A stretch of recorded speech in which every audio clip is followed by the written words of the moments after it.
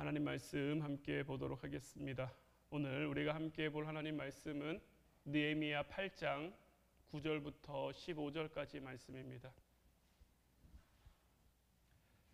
느헤미야 8장 9절부터 15절까지 말씀, 우리 다 같이 한 목소리로 말씀 함께 보도록 하겠습니다. 백성이 율법의 말씀을 듣고 다 우는지라. 총독 느헤미야와 제사장 겸 학사 에스라와 백성을 가르치는 레위 사람들이 모든 백성에게 이르기를, 오늘은 너희 하나님 여호와의 성일이니 슬퍼하지 말며 울지 말라 하고, 느헤미야가 또 그들에게 이르기를, 너희는 가서 살진 것을 먹고 단 것을 마시되 준비하지 못한 자에게는 나누어 주라. 이날은 우리 주의 성일이니 근심하지 말라.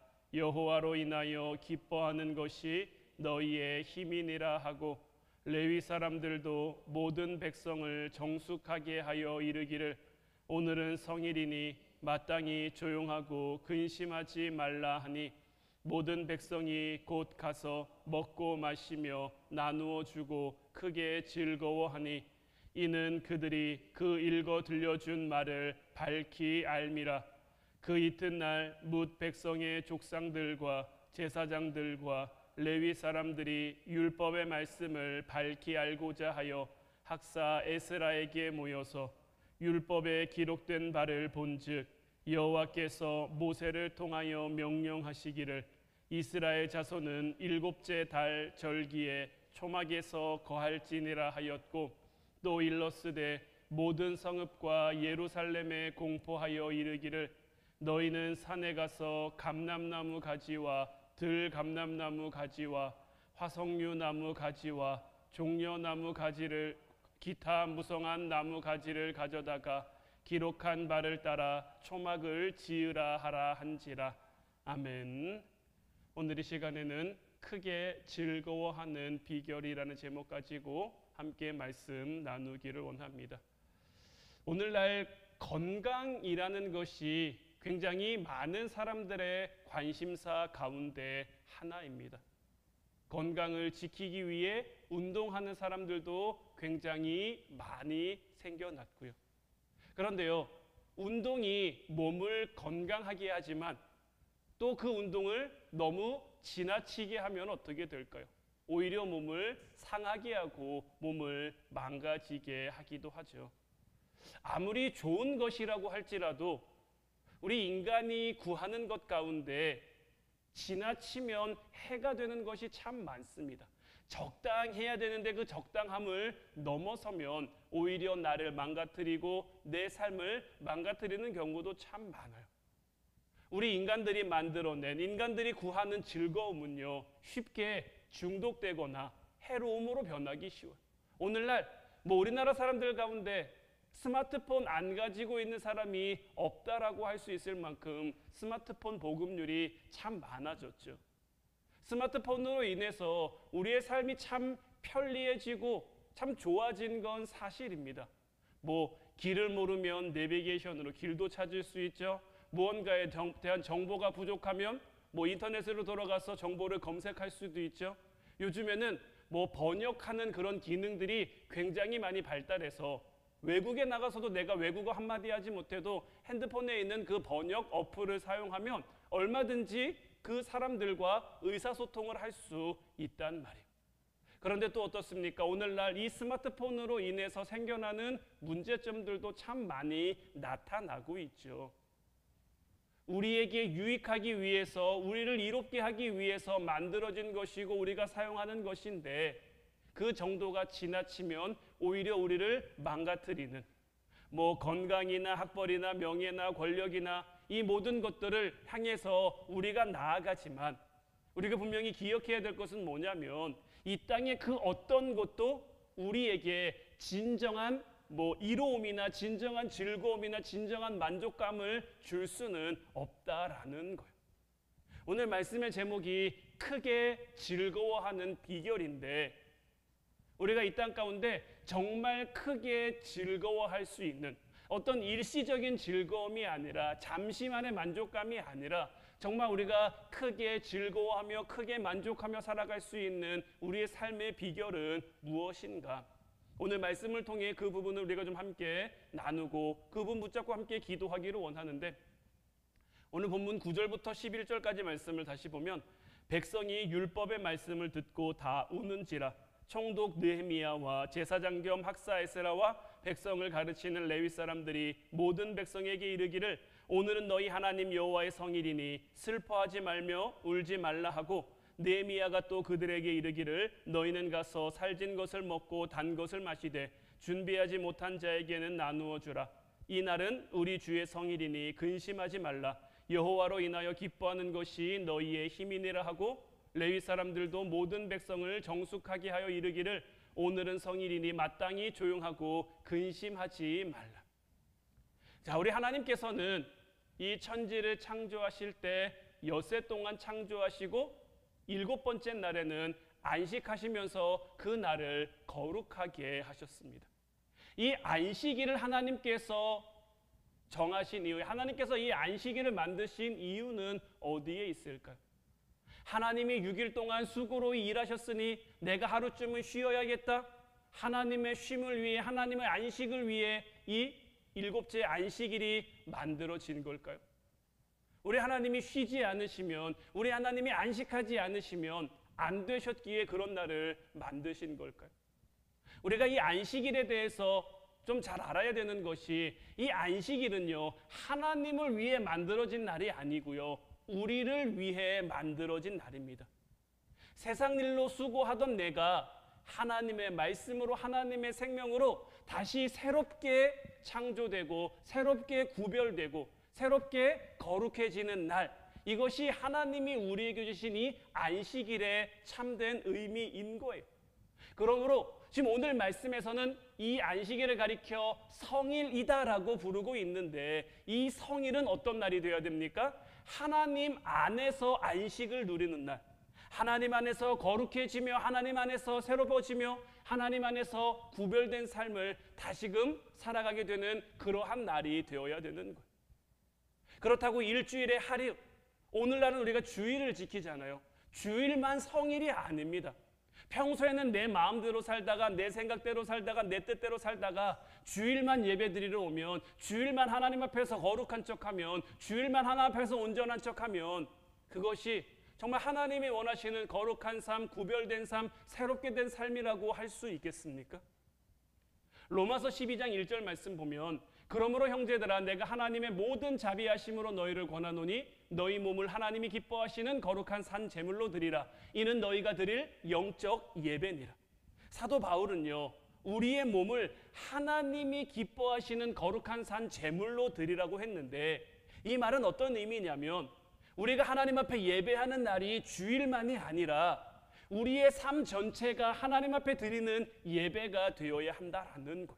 일주일 전체의 삶을 우리를 통해서 하나님을 예배하며 우리를 거룩한 산 제물로 하나님 앞에 구별되게 사는 것, 구별되게 하나님 앞에 드리는 것, 이것이 우리가 드릴 영적 예배다라는 거예요. 여기에 나와서 앉아 있다라고 해서 내가 예배를 드리는 것이 아니라, 때로는 내가 이 자리에 함께하지 못할 수도 있습니다. 내 삶의 자리에, 내 생업의 자리에, 내게 맡겨진 자리에 내가 있을 수 있지만 그곳에서 하나님을 바라며 하나님을 구하며 하나님을 향해 나아가는 것, 그곳에 있는 것이 나의 만족과 나의 유익을 위해서가 아니라 하나님을 위해, 하나님의 영광을 위해 내가 이 자리엔 함께하지 못했어서 그곳에서 하나님을 예배하며 하나님을 향해 내 몸을, 내 마음을 하나님 앞에 드리는 것, 이것이 바로 하나님이 우리에게 원하시는 영적인 산제사, 영적인 예배가 되는 거죠. 그렇기에 우리는 주일날만 예배하는 것이 아니라 우리의 모든 삶이 하나님을 향해 예배하는 삶으로 바꾸어 갈 수 있어야 되는 거예요. 그러나 그럼에도 불구하고 주일이 우리에게 중요한 이유는 무엇입니까? 이러한 성일을 우리가 구별하는 이유가 무엇입니까?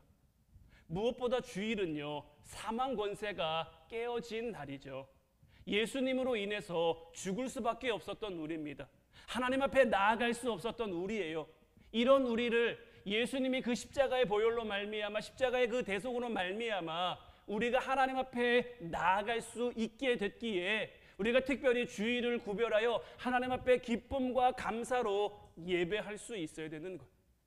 오늘 말씀 제목처럼 우리가 크게 즐거워야 되는 그 이유는요, 다른 데 있는 게 아닙니다. 하나님이 뭔가 내게 주셔서 아니고요, 하나님 내게 뭔가를 하셔서 아니고요, 하나님의 성일이기 때문에 우리는 기뻐할 수 있어야 되는 것. 여기에는 어떤 다른 이유도 다른 조건도 필요하지 않습니다. 주일은 주일이기에 우리가 슬퍼하지 말며 울지 말며 근심하지 말아야 하는 것. 그러면 우리가 어떻게 해야 근심하지 않을 수 있겠습니까? 오늘 본문 9절 말씀을 다시 보면요, 백성이 율법의 말씀을 듣고 다 울었다라고 되어 있죠. 우리가 이 땅 가운데 근심하지 않고 살아가기 위해서, 늘 크게 기뻐하는 삶을 살기 위해서는 벌써 말씀 가운데 우리가 울 수 있어야 되는 것. 굉장히 좀 아이러니한 말처럼 들릴 수도 있지만 잘 울어야 근심하지 않을 수 있는 것. 잘 울어야 울지 않을 수 있게 되는 것. 말씀을 듣고 그 말씀 가운데 내 모습을 보고 울면, 내 죄 때문에 울면 우리는 더 이상 우리의 삶의 자리 때문에, 우리의 삶의 환경 때문에, 우리의 삶의 상황 때문에 울지 않을 수 있게 되는 것. 어두운 곳에서 거울을 보면요, 거울에 비친 내 모습이 잘 보이지 않습니다. 내 얼굴에 뭐 좀 더러운 것이 묻었어도, 지저분한 것이 묻었어도 어둡기 때문에 잘 보이지 않아요. 그런데 밝은 곳에서 거울을 보면 어떻습니까?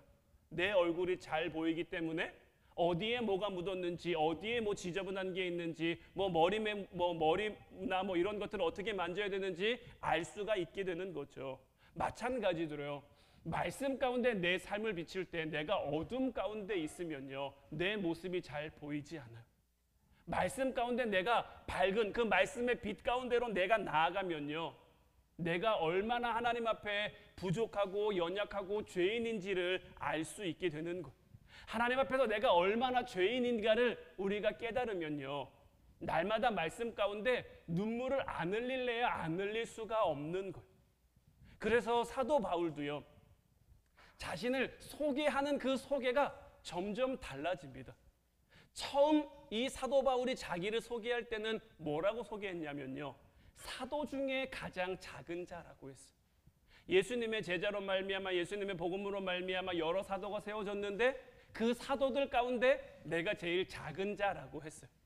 그리고 그 다음에 시간이 좀 흘러서 자기를 소개할 때는 어떻게 소개했냐면, 모든 성도 중에 지극히 작은 자보다 더 작은 자입니다 라고 자기를 소개합니다.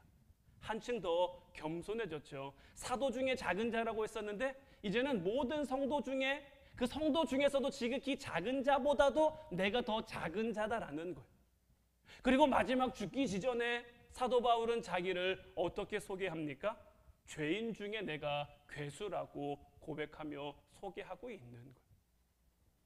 사도 바울이 말씀 가운데 나아가다 보니까 내가 얼마나 부족한 존재인지, 내가 얼마나 연약한 존재인지, 하나님 앞에 내가 얼마나 모자란 존재인지, 이런 나를 하나님이 구원해 주신 것이, 이런 나를 하나님이 쓰시는 것이 얼마나 감사한지, 얼마나 은혜로운 것인지를 깨닫게 되니까 그 깨달음 가운데 말씀을 듣고 볼 때마다 눈물을 안 흘릴래야 안 흘릴 수가 없는 거죠.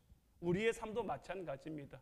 때로는 우리의 삶 가운데 내가 부족해서, 내가 연약해서, 내가 약해서 뭔가를 할 수 없는 것처럼, 뭔가를 이룰 수 없는 것처럼 여겨질 때가 있죠.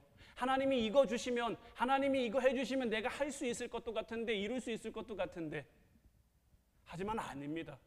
하나님 앞에서요, 내가 작은 건요 아무런 문제가 되지 않습니다. 내가 부족해도 괜찮아요. 내가 연약해도 괜찮아요. 내가 모자라도 괜찮아요. 사실 우리의 삶 가운데 내가 너무 커서 문제입니다.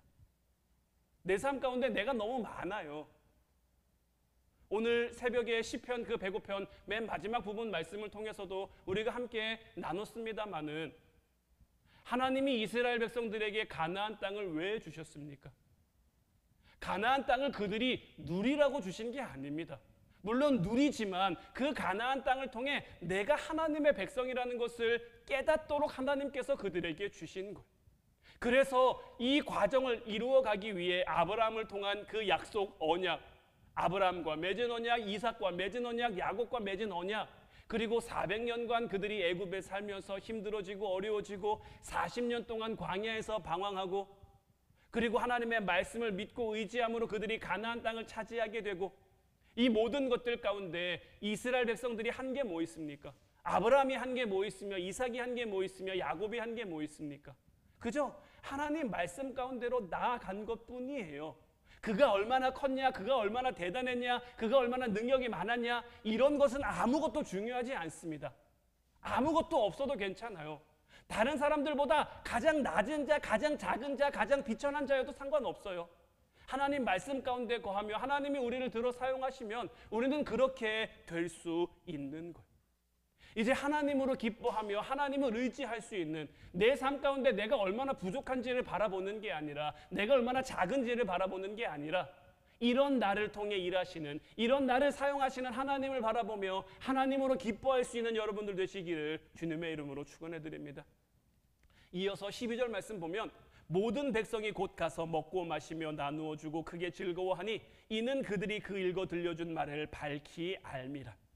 자, 이제 이 느헤미야의 권면을 받은 이스라엘 백성들의 모습이 어떻습니까? 그들이 말씀을 밝히 알게 되자 곧 가서 먹고 마시고 나누어 주고 크게 즐거워하게 됩니다. 말씀을 듣고 그 말씀을 깨달으면요, 그래서 그 말씀에 순종하면요, 하나님께서는 복을 주실 수밖에 없는 거예요. 지금은 돌아가셨지만 예전에 송기숙이라는 작가가 있었는데 녹두장군이라는 책을 쓴 작가인데요. 이 작가가 이런 얘기를 한 적이 있어요. 사람들이 모여서 사는 최소 단위가 동네인데 이 동네가 온 세상의 축소판이다라는 거예요. 그러면서 이 동네에는 어느 동네나 5부류의 사람이 어울려 산다라고 이야기를 했는데 첫 번째는 동네 사람들의 존경을 받는 동네 어른이 있고요. 두 번째는 늘 말썽을 피우거나 버릇이 없는 후레자식이 있고요. 세 번째는 이 집 저 집으로 말을 물어나르는 입이 싼 사람이 있고 네 번째는 틈만 나면 우스갯소리로 사람을 재미있게 하는 익살꾼이 있고 다섯 번째는 지적 장애인이나 몸이 불편한 장애인들이 있다라는 거. 이 5부류가 더불어 살아가는 곳이 바로 동네라는 거예요. 그리고 이 동네의 모습이 온 세상의 축소판이다라는 거죠. 근데 저는 이 글을 보면서요, 우리 교회, 하나님이 세우신 우리 교회나 가정도 마찬가지다라는 생각이 들었어요. 우리가 건강한 공동체, 건강한 교회를 이루어 가려면요, 우리 교회는 어떻습니까? 여러 부류의 사람들이 모인 곳이에요. 똑같은 사람이 없습니다. 다 다른 사람이에요.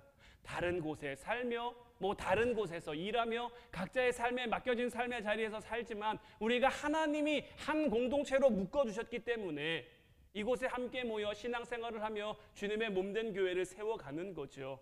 그런데 이런 공동체가요, 어떤 목적을 가지고 모이기 시작하면요, 그 공동체는 제대로 된 공동체로 설 수 없습니다.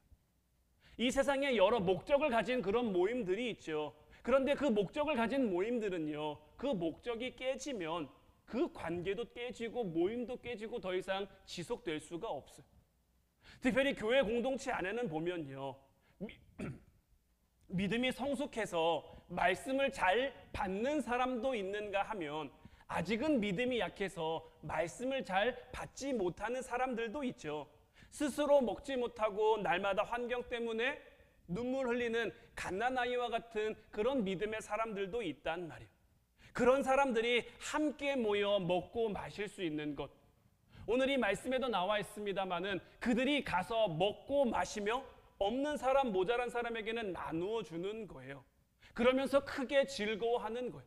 이 모든 것들이 어디로부터 이남입니까? 그들이 그 읽어 들려준 말씀을 밝히 알게 되니까, 하나님의 말씀을 깨닫게 되니까 우리의 삶에 어떻게 사는 것이 기쁨이고 감사며 만족이라는 것을 그들이 알게 된 거죠. 가정에서도 마찬가지입니다. 우리 교회도 보면은 아직은 혼자 믿으시는 분들이 꽤 많으신데 내가 혼자 믿는다고 걱정할 것 없습니다. 다른 가족들이 아직 믿음을 약해도요, 걱정할 게 없습니다. 왜냐면요, 내가 나눠주면 됩니다.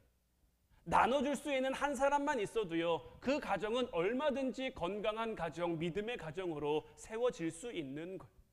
특별히 오늘 본문 13절부터 15절까지 말씀을 보면 그 이튿날 뭇 백성의 족장들과 제사장들과 레위 사람들이 율법의 말씀을 밝히 알고자 하여 학사 에스라에게 모여서 율법에 기록된 바를 본즉 여호와께서 모세를 통하여 명령하시기를 이스라엘 자손은 일곱째 달 절기에 초막에서 거할지니라 하였고 또 일러스되 모든 성읍과 예루살렘에 공포하여 이르기를 너희는 산에 가서 감람나무 가지와 들감람나무 가지와 화석류나무 가지와 종려나무 가지와 기타 무성한 나무 가지를 가져다가 기록한 바를 따라 초막을 지으라 하라 한지라.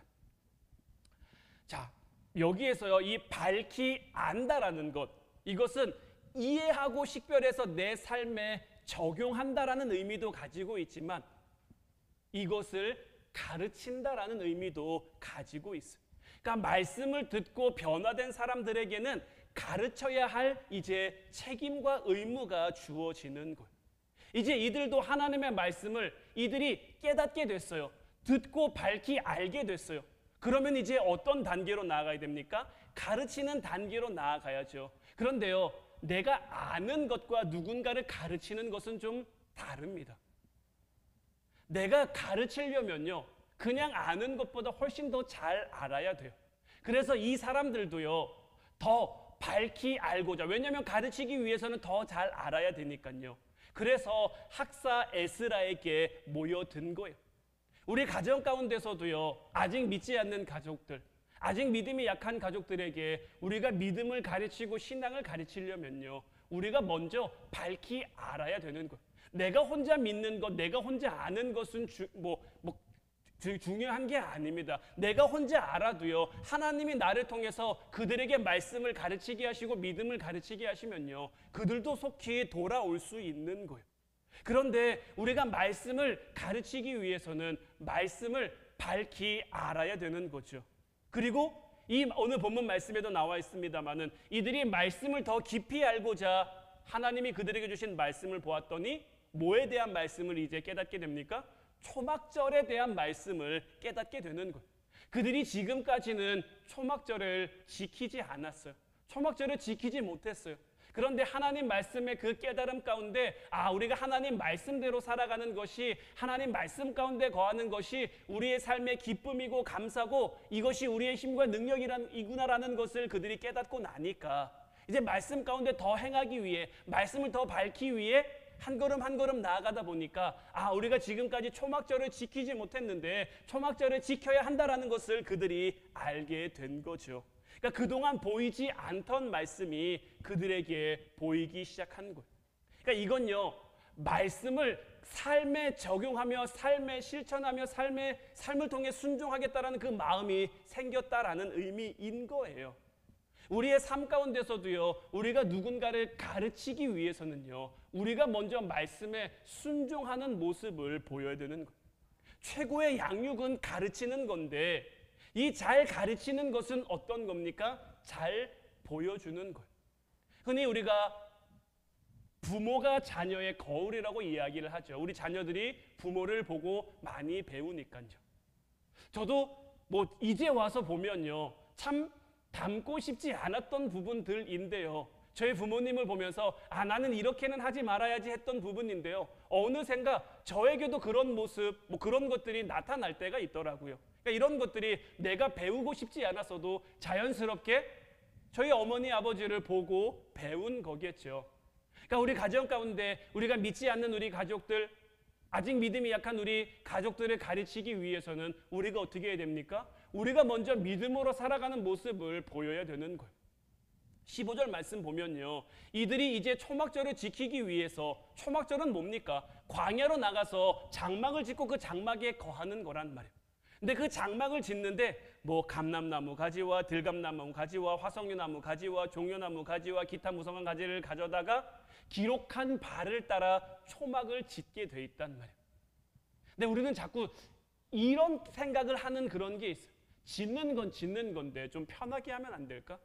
믿음 생활하는 건 믿음 생활하는 건데 좀 편하게 믿으면 안 될까? 신앙 생활하는 건 좀 신앙 생활하는데 내가 좀 이렇게 좀 쉽게 믿고 쉽게 신앙 생활하면 안 될까? 이렇게 생각하는 그런 성향들이 때로 나타날 때가 있는데, 우리는 그 가운데 그런 생각들을 경계해야 될 것은 뭐냐면요, 우리는 철저히 말씀대로 살아가야 하는 거예요.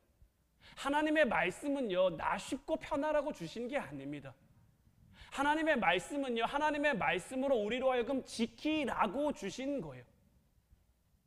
여러분들 가족 가운데 아직 믿지 않는 가족들이 있어요. 여러분들이 믿음을 지키며 신앙을 지키며 살아가는, 하나님을 예배하는 모습을 보이며 살아가는데, 여러분들의 삶, 주일에는 예배드리러 가니까, 수요일이나 금요일에는 기도하러 가니까 좀 믿는 사람인 것 같아요. 그런데 그 외에 다른 날들, 남편과 함께하고 아내와 함께하고 자녀들과 함께하는 그 시간을 보내는데 그들의 삶과 내 삶이 다르지 않아요. 그들의 삶과 내 삶이 구별되지 않아요. 때로는 그들보다 더 세상적이고 그들보다 더 세속적이고 이런 모습이 그들에게 보여진다면, 그들에게 비춰진다면 그들은 뭘 볼까요? 그들은 무엇을 배울까요? 우리는 이 부분을 좀 우리의 삶을 통해 잘 드러내고 잘 보일 수 있어야 되는 거예요. 말씀드린 것처럼요, 최고의 양육은요, 보여주는 겁니다. 최고의 가르침은 보여주는 거예요. 예수님이 왜 이 땅에 오셨습니까? 섬김의 본을 우리에게 보여주시려고. 물론 십자가를 지시며 십자가의 구원, 십자가의 사역을 감당하시기 위해서도 오셨지만, 내가 이곳에 온 것은 섬김을 받으려 함이 아니라 섬기려 하고 자기 목숨을 많은 이의 대속물로 주려 하기 위해 오셨다라고 되어 있단 말이에요. 하나님께서 우리를 우리의 삶의 자리에 왜 보내셨을까요? 하나님께서 여러분들을 여러분들 삶의 자리에 왜 보내셨을까요? 그곳에서 이루고자 하시는 하나님의 뜻이 있는 거예요. 그곳에서 만들어가고자 하시는 하나님의 나라가 있는 거예요. 그러니 그 하나님 나라를 만들어갈 수 있게, 그 하나님 나라를 세워갈 수 있게 우리가 그 주어진 말씀에 순종하는 모습, 때로는 그 말씀이 내 삶을 불편하게 할 수도 있어요. 때로는 그 말씀이 내 삶을 어렵게 할 수도 있어요. 때로는 그 말씀이 내 삶 가운데 부감으로 다가올 수 있어요. 하지만 하나님의 말씀이기에 내가 대단한 사람이라고, 내가 능력 있는 사람이라고 하나님이 내게 그런 말씀을 주시겠습니까? 나는 아무것도 아니지만, 나는 할 수 없지만, 그럼에도 불구하고 나를 통해 하나님이 나를 먼저 부르신 이유, 하나님이 먼저 나로 하여금 하나님을 믿게 하고 알게 하신 이유가 바로 여기에 있는 거예요. 이제 바라기는 정말 삶으로 보여주면서, 삶으로 드러내면서, 삶으로 하나님의 살아계심과 하나님의 역사하심을 증명할 수 있는, 그래서 여러분들 삶의 자리에 하나님 말씀의 꽃을 피워가고 하나님 말씀의 열매를 맺어가고, 이제 우리의 가정들이, 아직은 믿지 않는 가족들이 있지만, 아직은 믿음이 약한 가족들이 있지만, 그들과 함께 예배할 그날을 기대하며 그날을 소망하며 함께 기도하며 주님이 만드신 이 아름다운 공동체, 주님이 만드신 이 복된 공동체를 온전히 세워가는 저와 여러분들 될 수 있기를 주님의 이름으로 축원해드립니다. 이제 우리 같이 찬양하고 기도하기를 원하는데, 오늘 이 시간에는 찬송가 263장 이 세상 험하고 이 찬양 함께 고백했으면 좋겠어요. 이 세상은 험하고 우리는 비록 약하지만 우리가 늘 기도하면요, 늘 기도하면서 말씀 가운데 나아가면요, 하나님께서 그 모든 것을 견딜 만한 힘도, 이길 만한 힘도, 감당할 만한 힘도 주신 거예요. 때론 내 삶에 내가 너무 외롭고 내가 너무 힘들고 내가 너무 아픈 것 같지만, 내가 아픈 것 이상으로 우리 하나님 더 많이 아파하시면서, 우리가 힘든 것 이상으로 우리 하나님 더 힘들어 하시면서 우리가 그 자리를 빨리 극복하고 빨리 성장하고 빨리 커가기를 바라고 계신 것. 이 찬양 후렴 가사처럼 주의 은혜로 대속받아서 오늘 이 밤에도 우리가 기도하는 가운데, 주님의 이름을 부르는 가운데 다시금 그 주님의 보혈의 피로 우리가 거룩함을 덧입고 새롭게 됨을 덧입어 피와 같이 붉은 죄를 눈같이 희게 만들어 이제 우리 삶의 자리에서 하나님, 내가 하나님 백성다운 모습, 하나님 자녀 같은 모습, 정말 크게 기뻐하며 살아가는 그 삶의 모습, 무언가 기뻐할 만한 것이 있어서가 아니라 내가 하나님 백성이기에, 내가 하나님 자녀이기에, 내 삶을 통해 하나님을 예배할 수 있기에 기뻐하는 모습으로 살아가기에 없어서 오늘 이 밤에도 우리가 함께 기도할 수 있었으면 좋겠습니다.